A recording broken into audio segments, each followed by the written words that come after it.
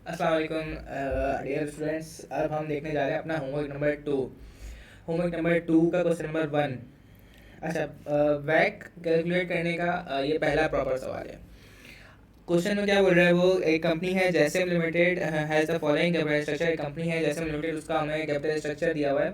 कुछ इक्विटी और लायबिलिटी हमें जो है वो उसने सवाल में दी हुई है। शेयर कैपिटल दिया हुआ है, शेयर प्रीमियम दिया हुआ है, रिटेन अर्निंग दिया हुआ है, रिवॉल्यूशन सरप्लस दिया हुआ है। और लाइबिलिटीज़ की बात करें तो लॉन्ग टर्म डेट दिया है, बैंक ओवरड्राफ्ट दिया है और शॉर्ट टर्म डेट दिया है। ठीक है। अब वो कुछ उसने बुलेट्स दिए हैं, उसमें वो बता रहा है कि फर्दर इन्फॉर्मेशन में कि cost of equity is assess to be 18%। मतलब उसने के ई, जिसको हम बोलते हैं कॉस्ट ऑफ इक्विटी, जो इक्विटी होती है जिसकी जिसकी जो डिविडेंड समझ लें, वो हमें दिया उसने 18% का। ठीक है। अच्छा, कॉस्ट ऑफ डेट उसने बोला है 11.5% और कॉस्ट ऑफ बैंक ओवरड्राफ्ट उसने बोला है 15%। ठीक है। अच्छा, अब हमने निकालना है क्या है, रिक्वायरमेंट में बोल रहा है कि calculate back for the company. Simply हमने बैक कैलकुलेट करना है। ठीक है। हमें इक्विटी भी दी हुई है, हमें लायबिलिटी भी दी हुई है, हमें कॉस्ट ऑफ इक्विटी भी दी है, हमें कॉस्ट ऑफ डेट भी दिया हुआ है। ठीक है। हमने सिर्फ उसको फॉर्मूले में डालना है और बैक निकालना है। बिल्कुल सिंपल सा सवाल है, इससे सिंपल कोई सवाल हो नहीं सकता। ठीक है, बिल्कुल सिंपल सा सवाल है। तो सबसे पहले हम क्या करेंगे, यहाँ पे हम इक्विटी लिख लेंगे टोटल। अच्छा, अगर टोटल इक्विटी अगर हम देखें तो यहाँ पे उसने टोटल इक्विटी दी हुई है, टोटल कैलकुलेट करके भी दिया हुआ है, सम करके 877,000 यानी कि 8,77,000 इक्विटी की अमाउंट है। यहाँ पे हम लिख लेते हैं अमाउंट, यहाँ पे हम लिख लेते हैं रेट और कॉस्ट। अच्छा, इक्विटी की अमाउंट कितनी थी, 8,77,000, वो हमने अमाउंट लिख ली। ठीक है। अच्छा, अब इक्विटी का रेट, रेट यानी कि कॉस्ट ऑफ इक्विटी, वो कितना दिया हुआ है 18%, तो यहाँ पे हम लिख लेते हैं 18%। ठीक है। अच्छा, अब हम निकालेंगे इसकी कॉस्ट। कॉस्ट कैसे निकलेगी, सिंपल, जो हमारी इक्विटी के अमाउंट है उसको हमने मल्टीप्लाई कर ले रहे हैं कॉस्ट ऑफ इक्विटी से, यानी कि उसके रेट से, तो हमारे पास उसकी कॉस्ट आ जाएगी इन टर्म्स ऑफ अमाउंट आ जाएगी, यानी कि इन टर्म्स ऑफ रुपीज़ आ जाएगी। जो 18% इन टर्म्स ऑफ परसेंटेज है उसको हम अमाउंट में कन्वर्ट कर देंगे। सिंपली अगर मैं ये बताऊँ आपको तो 80 हम करेंगे ये कि 8,77,000 को मल्टीप्लाई करेंगे, सॉरी मल्टीप्लाई करेंगे इसके रेट से, तो हमारे पास इसकी कॉस्ट आ गई 1,157,860। ठीक है। इसी तरह से ये इक्विटी का हो गया। अब हम इसी तरह से लॉन्ग टर्म डेट का करेंगे, और जिस जिसका हम करना करना चाहिए इस सवाल में हम उन सब चीज़ों का करेंगे। यानी कि हम पहले करेंगे long term date. Long term debt की अमाउंट कितनी है, 4,50,000।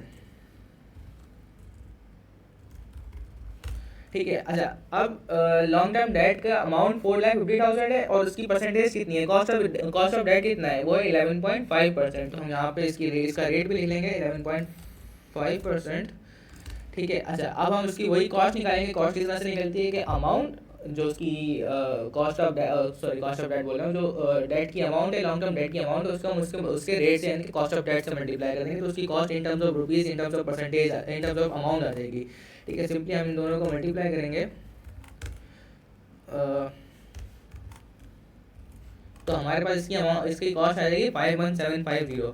ठीक है। हमारे पास इक्विटी की कॉस्ट आ गई, हमारे पास लॉन्ग टर्म डेट की कॉस्ट आ गई। क्या हमारे पास और कोई डेट नहीं है, नहीं नहीं, एक और डेट है, बल्कि दो और डेट है, एक बैंक ओवरड्राफ्ट भी है, एक ट्रेड क्रेडिटर्स भी है। ठीक है। अच्छा, अब हम देखते हैं कि किसको हमने अकाउंट पर करना है, किसको कंसिडर करना है, किसको नहीं करना है। बैंक ओडी, बैंक ओडी पे क्या हम कोई एक्स्ट्रा कॉस्ट पे करते हैं, मतलब जितना हमने बैंक ओडी लिया है, क्या जितने की लाइबिलिटी है बैंक ओडी की, उसके ऊपर का कुछ अमाउंट हम पे करते हैं, हाँ बिल्कुल करते हैं। तो इसको हम कंसिडर, बिल्कुल हम इस बैंक कैलकुलेट करते वक्त कंसिडर करेंगे। अच्छा, बैंक ओवरड्राफ्ट की जो अमाउंट थी वो है 146,500, और इसका जो रेट है वो भी दिया हुआ है सवाल में, और कॉस्ट ऑफ बैंक ओवरड्राफ्ट का रेट है 15%। तो यहाँ आप लिख लेते हैं 15%।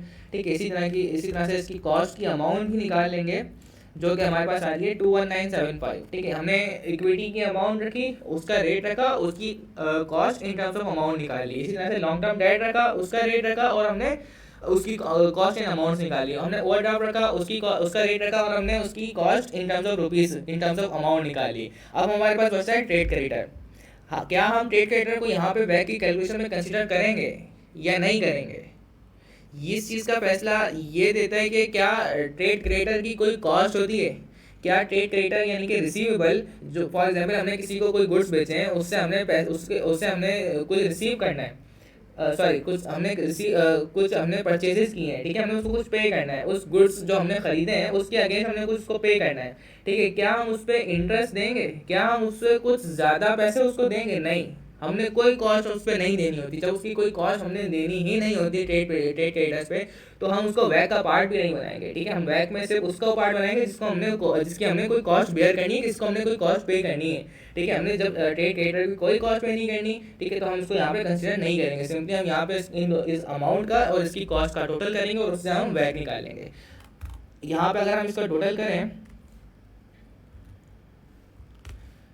तो इसका सम आता है 1473500 और इसकी कॉस्ट का सम आता है 213585। मतलब हमने जितनी भी अमाउंट हमें मिली है, जितनी भी हमें इक्विटी और लाइबिलिटी टोटल कैपिटल हमें मिला है, ठीक है, वो हमारा कितना है 1.473 मिलियन, ठीक है। उसके ऊपर की जो कॉस्ट हमें पे करनी है वो कितनी है 231585, ठीक है। तो हमने सिंपली करना है क्या है, अब वैक निकालना है, इसकी कॉस्ट को डिवाइड कर देंगे हम इसकी अमाउंट से, तो हमारे पास आगे निकल जाएगा वैक, ठीक है। तो वैक हमारा यहाँ पे आएगा कॉस्ट डिवाइडेड बाय अमाउंट। तो हमारे पास वैक आ रहा है इन टर्म्स ऑफ परसेंटेज 16%, 15.7% था, राउंड ऑफ करके ऑलमोस्ट 16% का हमारे पास वैक आ रहा है। बिल्कुल बेसिक सा सवाल था, कोई इसमें ज़्यादा लॉजिक नहीं है, सिर्फ हमने इक्विटी लेनी है, ठीक है, उसकी अमाउंट लेनी है, उसको रेट से मल्टीप्लाई करके कॉस्ट निकालनी है। इसी तरह से डेट में करना है। ट्रेड क्रेडिटर्स को वैक का पार्ट नहीं बनाना, अकाउंट फॉर नहीं करना, कंसिडर नहीं करना, क्योंकि उसके ऊपर हमने कोई कॉस्ट पे नहीं करनी होती। जिस डेट पे हमने कोई कॉस्ट पे करनी होती है, कोई एक्स्ट्रा कॉस्ट पे करनी होती है, उसको हम वैक का पार्ट बनाएंगे, ठीक है। हमने बैंक ओवरड्राफ्ट को वैक का पार्ट बनाया, लेकिन ट्रेड क्रेडिटर को पार्ट नहीं बनाया, ठीक है। आई होप कि ये आपको बहुत अच्छे से समझ में आ गया होगा, इसमें कोई इतनी लॉजिक भी नहीं थी। अच्छा, अब दूसरा सवाल इसका ये है, उसमें दूसरी वीडियो में मिलते हैं इंशाल्लाह।